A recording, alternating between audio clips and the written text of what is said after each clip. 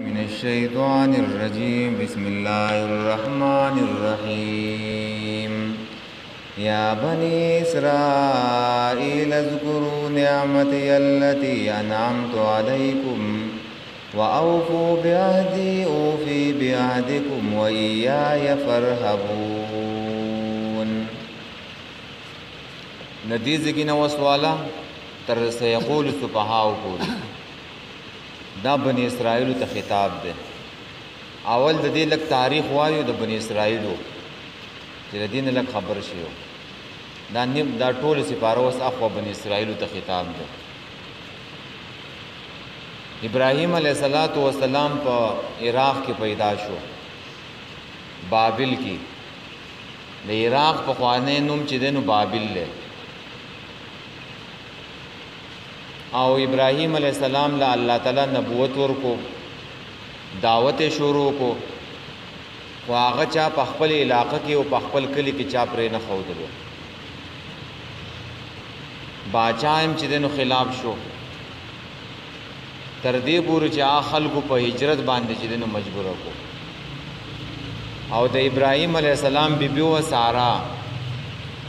دام عراقی و،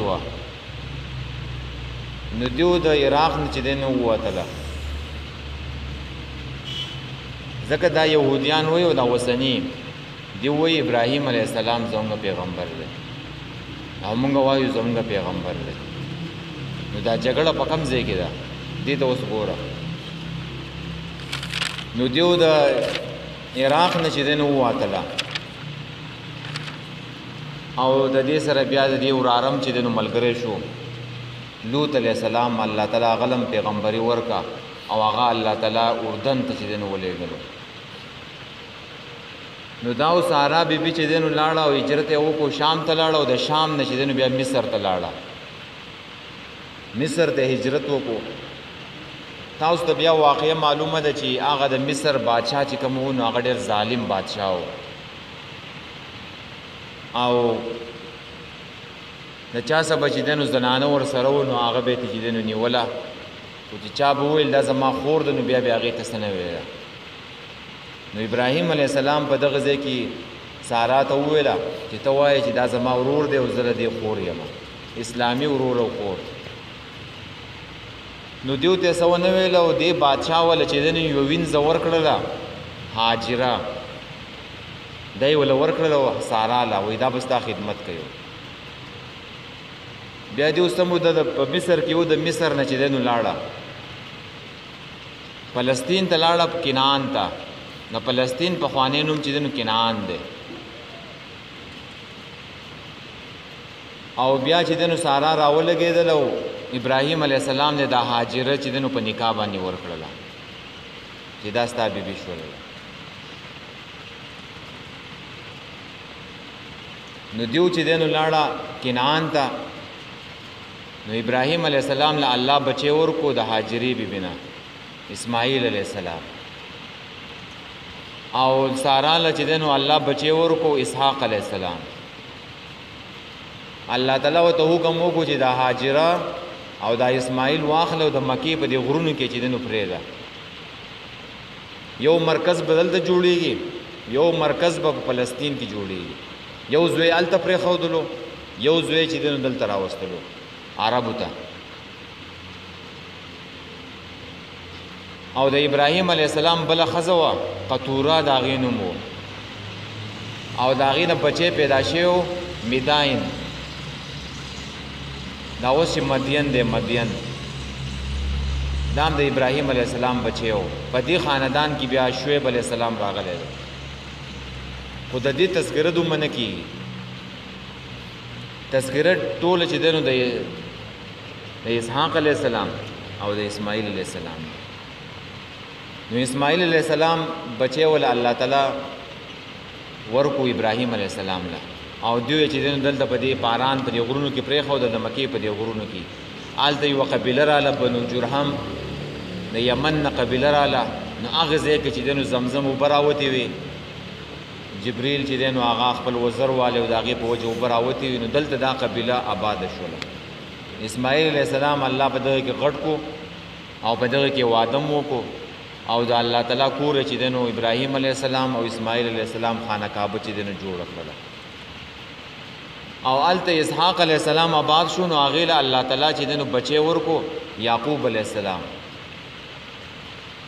دا بنی اسرائیل چې دلته راغله ده دا یعقوب علیه السلام ته وي ښا یا بنی اسرائیل اسرائیل یعقوب علیه السلام ته دی یعقوب علیه السلام له الله تعالی 12 بچي ورکړل دو بی بیانی وی یو لیا داغین ول الله تعالی چې دنو لس بچي ورکړل دویم بی بی او راکیل داغین ول الله تعالی دو بچي ورکړل چې یو بنیامین او یو یوسف علیه السلام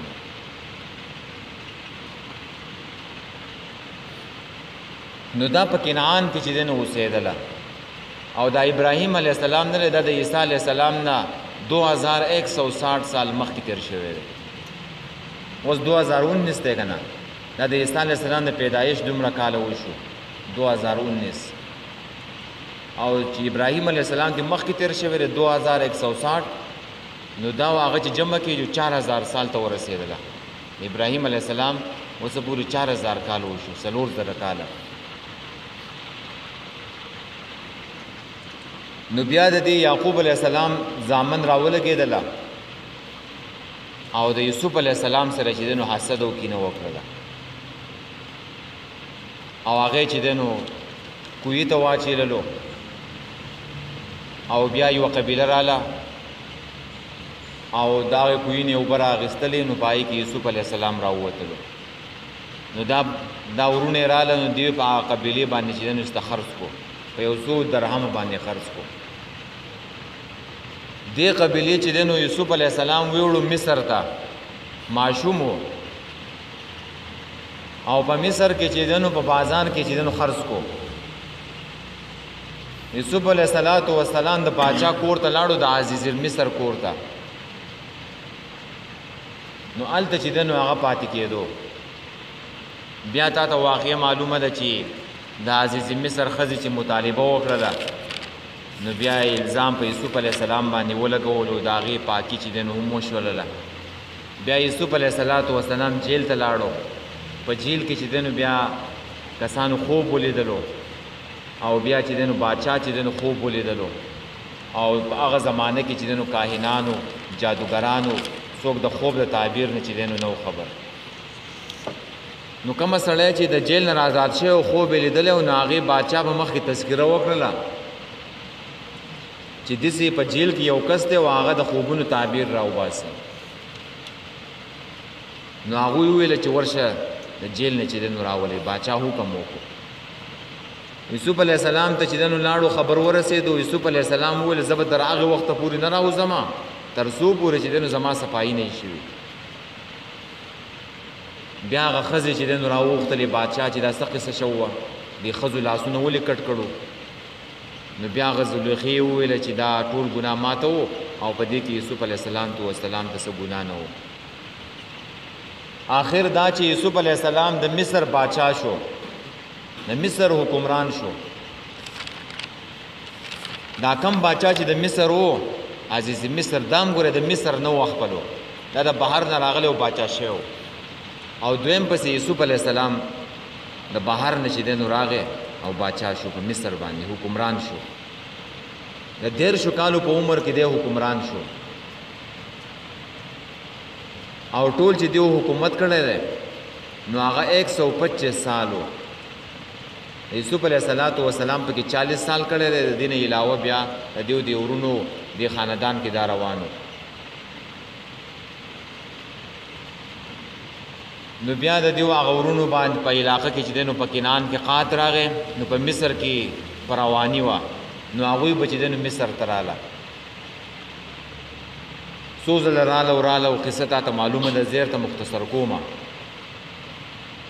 آخر دا چې دیو ته پته ولګېده چې یوسف علیه السلام زموږ ورور دی او دی د مصر حکمران جوړ شوی دی نو یوسف علیه السلام د خپلو خپلوانو ته وویله وایي په کنعان کې څه ګورئ په دې بانډو کې څه ګورئ راځئ مصر ته چې څوک حکمران شي هلکه نو تا ته به وایي چې دلته څه ګورئ ستا خپلې اسلام آباد ته راځئ که نه بنګلو له نو دغه شان د یوسف علی السلام خپل د خاندان ته ویلا وای مصر ته راځي مصر ته چې دیو لاړه دیو 70 کسانو او یا کسانو د یعقوب علیه السلام عمر په دی وخت کې 130 سال دی چې دیو مصر ته داخل شو او په 147 سال کې یعقوب علیه السلام وفات شوی دی نو دیو سره چې دنو د مصر حکمرانی ور سره وا ډیر وخت پورې بیا چې کله دیو وفات شو یوسف علیه السلام او دیو د خاندان خلک ختم شو نو په دې بنی اسرائیلو کې بیا خرابی رااله خرابی پکې رااله قباحتونه پکې رااله د الله د حکمونو نافرمانی پکې رااله نو بیا د مصر خپل خلک راپاسېدو د مصر وای دا د بهر نه خلک راغله ده د دین چې دنه د حکومت اخلو یا واقعیاتو کې راځي چې د مصر خلکو چې دنه آغا خوب ولیدو یا بادشاہ خوب ولیدو چې د دې بنی اسرائیل د دې علاقې نه ور راپورته شو او د دې مصرانو چې کوم بنگلې وي هغه ټولې وسېزلې یا خوب دی یا نوجوانان راپاسېدله چې دې خلکو زموږ حکومت اخیستی د بهر نه راغل دي راشئ د دې نه واپس حکومت واخلئ د بنی اسرائیلو نه حکومت لاړو په مصر کې د دې نه چې حکومت لاړو مصرانو ته پاتې شو فرعون دلته د مصر چې کوم حکمرانو هغې ته بیا فرعون ویلو او دیو ډېر ظلمونه چې دی نو په دې بني اسرائیلو باندې وکړله دیو یو ځګي ته چې دی نو ایسته یو ګوټ ته کړله د دیو نه ځمکې واخیستلې د دیو نه جوماتونه چې دی نو وران کړله د دیو نه څاروي هر شی ته چې دی د مصر خلکو واخیستلو دیو په ګوټ کې راایسار شو د دیو نه غلامان جوړ شو او دغه بادشاہ د فرعون چې کوم بادشاہ و نو دیو چې دی چې دی نو دا یا خوب لیدلی دی چې مونږ د دې خلکو نه حکومت اخیستی دی د بني اسرائیلو نه هسې نه چې سبا دیو په مونږ پسې بیا راپانسي او زمونږ بیا حکومت وانخلي نو د دیو ماشومان نوجوانان نه دي دا به حلالوله دا به ذبح کوله او یا یې دا خوب لیدلی دی چې د دیو د علاقې نه ور راپورته شو او د مصر دا بنګلې وسېزلې نو دیو بیا ډېر خراب ژوند په مصر کې شروع شو ډېر د ذلت ژوند یې شروع شو ښه زنانه نه دي هغې وله چې دی نو وینځې چې دی نو جوړې کړلې په هغو باندې بېګارونه کوله کارونه یې پې کوله او نوجوانان علاکان نه دي دا بې حلالوله په دې قوم کې دننه موسی علیه السلام پیدا کېږي وسو او چې موسی علیه السلام په داسې حالات کې پیدا کېږي چې فرعون د مصر ماشومان چې دی نو قتل کړو نو مور یې د یېرې نه چې دی نو په صندوق کې بند کو الله ورته الهام وکړو چې دا په صندوق کې واچو دریاب ته ور واچوه صندوق ځای د فرعون کور ده موسی علیه السلام د فرعون په کور کې چې دی نو غټېږي لویېږي او موسی علیه السلام چې کله ځوانۍ ته ورسېدلو نو د دیو په دې قوم باندې چې ظلمونه کېدل او بني اسرائیلو باندې نو موسی علیه السلام په دې باندې سخت خفه کېدو جلالي نوجوانو او دا یې نشو برداشت کولی چې بني اسرائیلو باندې څوک ظلم کوي په مصر کې او دا ولې د ذلت ژوند چې دی نو تېروي او بیا دې پورې چې بیا پکې هغه چې بهر ته به موسی علیه السلام راووتو نو چا به یو بني اسرائیل را ایسار کړی او ټکوو به یې وهلو به ورځو نه یوه ورځ دغه شانته کې موسی علیه السلام راووتلو او دغه مصري خلک چې دی نو یو بني اسرائیل را ایسار کړی دی موسی علیه السلام ورغې او هغې چې دی نو جدا کوو نه په جدا کېدو موسی علیه السلام وله یو څوک ورکړو هغې ایسته مړ شو په سبا له چې دی نو بیا موسی علیه السلام د خپل کلي نه راووتو بل چا بني اسرائیل را ایسار کړی دی نو هغه کسانو موسی علیه السلام ته وویل وایي تا خو پرون سړی وچلی دی او هسې نه چې اوس دا بل سړی مړ نه کې په دې کې خلک خبر شو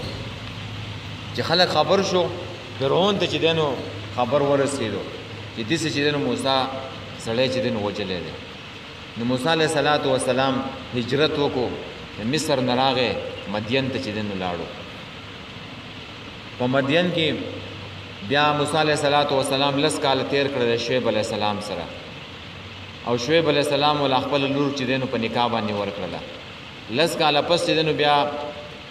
وخت پوره شو نو موسی علیه السلام واپس مصر ته چې دی نو روان شو د شپې روان دی په یو لاره کې کوی تور یو ځګي ته چې دی نو ورسېدو نو رڼا یې ولیدله د شپې خپل اهل ته وایي دلته کښېنه وایي زه راځم وایي دغه ځای نه به لار معلوم که به یا به څه خوراک څښا کي نو هغه ځای ته چې دی نو موسی علیه السلام ورغی نو د هغې رڼا نه نتیجې نو اواز وشو چې ته په مقدسو وادۍ کې یې بیزار وباسه اوس وله الله تعالی چې دی نو نبوت ورکوي الله تعالی ورسره خبرې وکړلې الله تعالی ول 2 معجزې ورکړلې لاټۍ امسا او بلې چې دی نو د لاس به پختر کې ورکولو بیا به چې راویستو ځلېدو به په دې ځای کې الله تعالی ول نبوت ورکړو کتاب یې وروستو ورکړی دی کتاب وروستو دی په دې ځای کې ورته الله تعالی 2 خبرې وکړې وایي لاړ شه فرعون ته د ایمان دعوت ورکه ستا ایمان راوړي که نه راوړي او دویم خبره دا ده چې بني اسرائیل زما سره چې دی نو پرېږده دا 2 خبرې د موسی علیه السلام په دعوت کې وي چې فرعون ته دعوت ورکول ښه په نرمۍ سره او دویم بني اسرائیل چې دی نو را پرېښودل موسی علیه السلام روان شو مصر ته چې دی نو لاړو الله تعالی اوس د هغه ورور چې دی نو هغه پیغمبر کو هارون علیه السلام نو دیو د مصر د فرعون دربار ته چې دی نو لاړه هلته یې ورته چې دی نو دعوت موسی علیه السلام کېښودو معجزې چې دی نو هغه پیش کړی موسی علیه السلام فرعون چې دی نو هغه انکار وکړو وایي دا سحر دی او جادو دی او زما او ستا مقابله و په کلاو میدان کې کېږي په پلانکۍ ورځ باندې جادوګران راټول یې کړل او موسی علیه السلام دی او بل هارون علیه السلام دی او ټول د مصر خلک راټول شو مقابله یې موسی علیه السلام وګټله جادوګران چې کومه رسۍ او پړي اچیل وي نو هغه هر څه چې دی نو هغه د موسی علیه السلام لاټۍ نه چې کوم مار جوړېدو هغه وخوړله جادوګرانو ایمان راوړو خبره په دې کې روانه وه نو په فرعون باندې حجت چې دی نو تمام شو فرعون ایمان نه راوړي او بني اسرائیل اوس هم نه پرېږدي وایي زما څه بني اسرائیل پرېږده فرعون ورته وایي ما له بېګارونه څوک کوي زه به کارونه په چا باندې کوم چې دا بني اسرائیل چې دی نو لاړ شي داسې خلک و ښه خلک هجرت هم نه پرېښودله لکه څنګه چې نبي علیه السلام هجرت کولو د مدینې نه د مکې نه هغه هم چا نه پرېښودلو صحابه کرام هم چا نه پرېښودله څومره په سخت حالاتو کې چې دی نو هجرتونه شو دي ښه د اسلام دپاره یو مسلمان آزاد ځمکې ته لاړ شي او هلته چې دی نو د اسلام مطابق چې دی نو هغه ژوند تیر کړي نو بیا داسې چل وشو چې موسی علیه السلام بني اسرائیل چې دی نو واخیستله تا ته ما ویلو چې مصر ته داخلېدله نو 80 کسانو چې اوس راوځي د مصر نه هجرت کوي 6 لاک کسان دي 6 لکه کسان دي بني اسرائیل نو په دې کې چې دی نو د مصر نه دیو راووتله چې لاړ شو خپل وطن کنعان فلسطین چې دی نو آباد کو نو دیو په لارو باندې چې دی نو راووتله او را روان شو دیو نه چې دی نو لار خطا شولله راووتله خو لار ته خطا شوه د دیو مخې ته एकदम چې دی نو سمندر راغی دا نه و چې یې راوځو به سمندر ته وځو سمندر به لار راکوي اسباب به استعمالی دا دنیا د اسبابو تحت ده دیو له سمندر اچانک راغلی لار ته خطا شو ده بحر قلزم ورته مخکې وی او اوس ورته بحر احمر ویو نو چې دغلته راورسېدله په دیو پسې شاته د فرعون سره د لښکرو چې دی نو راورسېدلو او بس مخې ته لار نشته نو الله تعالی حکم وکړو چې موسی په دې لاټۍ امسا باندې سمندر وها دیو ته چې دی نو لار میلاو شولله په سمندر باندې سمندر ودرېدلو او دیو چې دی نو پورې وتله پورې غاړه په سمندر باندې چې دلته اخرنی بني اسرائیل پورې وځي څنګه چې هغه سمندر ته داخل شو دلته په سجده نه فرعون لښکر راورسېدل دیو پورې غاړه چې دنه پورې وتله مخامخ وس دیو ته ګوري دیو هم په دې لار باندې چې دنه را روان شو چې څنګه دې منځ ته شو نو په دیو باندې چې دنه سمندر چې دنه کلاو شو الله تعالی حکم وکړو فرعون سره د لښکرو چې دنه تباہ او برباد شو او دیو مخې ته دیو دشمن چې دنه هلاک شو دا څومره غټ نعمت دی چې بنی اسرائیل له الله ورکو د سړي دشمن مخې ته هلاکیږي او دیو ته ګوري په سترګو باندې دا غټ نعمت وخا دشمن چې دنه مخامخ تباہ شو او بیا دیو پورې غاړه پورې وتله په صحرای سینا هلته چې دنه دیو پورې وتله بچ شو د فرعون د لښکر نه او دیو ته چې دنه حکم دا شو چې کنعان ته لاړ شي فلسطین چې دنه هغه قبضه کوي نو دی بنی اسرائیل ویل چې موږ جهاد نشو کولی موسی ته لاړ شه او ستا رب دې لاړ شي د عمالقو سره دې وجنګېږي جبارین قوم دی او موږ جهاد چې دی نو هغه نشو کولی موږ به دلته ناست یو نو چې دیو دا خبره وکړله الله تعالی په دیو باندې دا ځمکه د 40 کالو پورې حرامه کړله یتیهون فی الحرب حیران او سرګردانو په دغې صحرا کې چې دی نو دیو آبادو خو بیا هم بیا الله تعالی نعمتونه ورکوله من او سلوا وریځ به چې دی نو پې سوری کړی و اوبه چې دی نو د ګټ نه وله رایستل وې 12 چینې او دا 12 قبیلې و ښه یعقوب علیه السلام څو زامنو 12 زامنو که نه د دې چې دی نو بیا لاوي و شمون و ډېر نومونه دي بنیامین و اردبین و دا نومونه دي نو دیو 12 چې نو قبیلې وې دلته آبادې وې نو 40 کاله پس چې دی نو د موسی علیه السلام جانشین یوشع بن نون هغې ته چې دی نو مشري میلاو شولله نو هغې بیا جهاد چې دی نو شروع کړو هغې شام هم فتح کو او د هغې سره چې دی نو فلسطین هم فتح کو دیو لاړه چې دی نو فلسطین ته داخل شو فلسطین ته چې دیو داخل شو په دیو باندې چې دی نو بیا باچاهان چې دی نو په دیو کې راله الله تعالی په دیو کې باچاهان مقرر کړله او دیو په جهادونه کوله او دیو خو د خوشحاله زندگی چې دی نو تېرول د عروج دور یې و چې دیو خپله علاقه دیو ته چې دی نو میلاو شولله او بیا چې دی نو په دیو کې چې دی نو طالوت بادشاه مقرر شو او د جالوت سره چې دی نو د هغې جګړه وه نو په دې طالوت په دې لښکر کې یو ځوان و د هغې نوم و داود هغه چې دی نو راولګېدو جالوت ته چې دی نو مړ کو نو دې بني اسرائیل وویله چې اوس زموږ د طالوت باچایي نه ده پکار اوس چې دی نو داود چې دی نو زموږ بادشاه پکار دی نو الله تعالی چې دی نو دیو له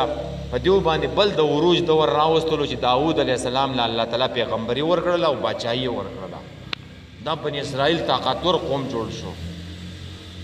او د دې نه پس بیا د دې زوی راغلی دی سلیمان علیه السلام او بیا دیو ته چې دی نور هم طاقت چې دی نو میلاو شوی دی خو په دې صحرای سینا کې نه دی دیو چې آباد و دا خبره پکې زما نه یېره شوله چې دیو فلسطین ته نه تلله الله تعالی بیا دا ځمکه حرامه کړله نو الله تعالی دلته موسی علیه السلام له تورات ورکو کوی تور کې 40 ورځو له تللی و کوی تور کې وله 40 ورځې تېرې کړې او تورات یې ورله ورکو په تختو باندې لیکلی شوی 15 تختۍ وې هغه تختۍ چې دی موسی علیه السلام راوړی او دا تختۍ د دیو سره ورسره وې دیو چې دی نو بیا سلیمان علیه السلام بیت المقدس جوړ کو هیکل سلیمانی یې جوړ کو نو دا تختۍ په دغه کې چې دی نو پرتې وې بیا په دیو باندې د پستۍ دور راغی پستۍ دور پرې راغی او بني اسرائیلو باندې بخت نصر په دیو باندې چې دی نو راغی او هغې دا هر څه چې دی نو لوټې لوټې کړله دا بني اسرائیل چې دی نو هلاک کړله او ختم شو دیو او بیت المقدس دا هر څه چې دی نو راولیدله تورات تختۍ چې دی نو ختمې شوې ضایع شوې تورات نو ختم شو عزیر علیه السلام بیا په دې باندې چې دی نو راغی چې دا چتونه راولیدل دي او دا هر څه راولیدل دي دا آبادیانې کوزې پرتې دي دا به الله تعالی چې دی نو څنګه راپورته کوي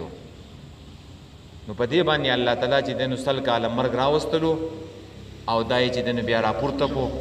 نو دا د تورات حافظ او حافظ عزیر علیہ السلام باقی تورات چې دنو هغه د دې د حافظین چې دنو لیکل شوی دی تورات دقل ته ځای شوی او خاله 15 تختې دا عزیر علیہ السلام تو والسلام په یاد باندې معلوم نو په دې باندې بیا چې دنو د پستۍ چې دنو دور راغی او دغه وس چې دنو صحیح تورات چې دنو هغه په دنیا کې ملاویږي نه دیو پکې چې دنو بیا بنی اسرائیل او يهوديانو چې دنو دیو پکې ردو بدل کړي دي نو دا بنی اسرائیل چې دنو دا را روان دي د مدینه ته چې دنو را ورسېدل دا قوم نه ختم شوی ښا دا قوم چې دنو د قیامت پورې چې دنو روان دي نو نبی له صلوات و سلام چې دنو بیا مدینه ته راغی نو په مدینه کې دا يهوديان بنی اسرائیل چې دنو دا پاتې کېدل دیو سره کتاب ور سره تورات او انجیل او په دیو کې په زرګونو پیغمبران راغلي خان 90% نه 90% پیغمبران په بنی اسرائیل کې راغلي 90% دا د الله تعالی بل انعام او چې بنی اسرائیل یې کړو نو دلته په دې يهودي په دې مدینه کې نه دي دا بنی اسرائیل پاتې کېدل او دا اهل کتاب او علماو نو دا مدني صورت ده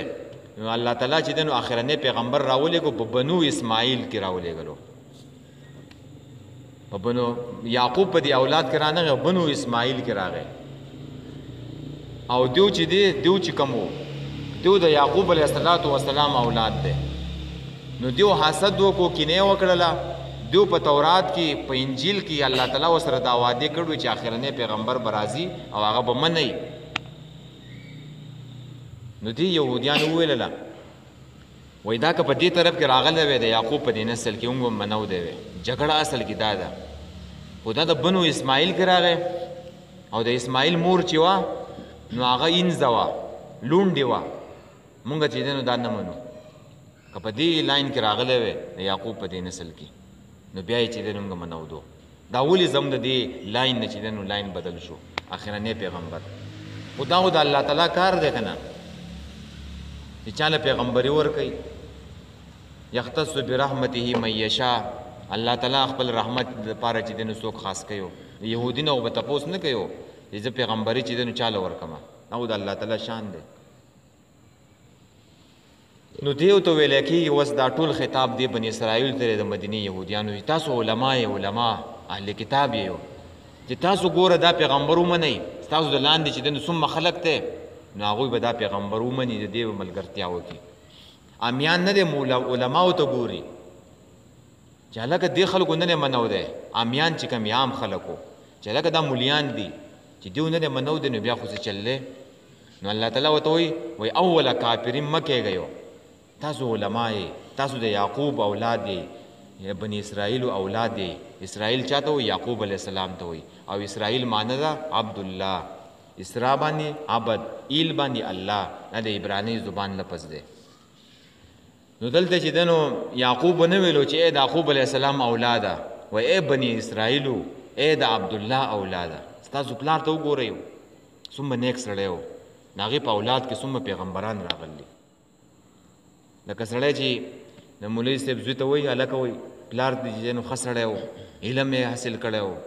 او ته چې دی نو علم نه حاصلې ته وګوره خپل پلار هغه عزت خو چې دی نو راټینګ که که نه نو دیو ته ویلی کېږي چې خپل نیکه د عزت خو راټینګ کوي که نه تاسو د عبدالله بچې عبدالله د الله بندګي یې کوله د الله تعالی اطاعت چې دی نو کولو نو دیو ته به دا ټول خطاب چې دی نو د دې ځای نه کېږي نن دومره سبق پروه دی دا هم غټ تاریخ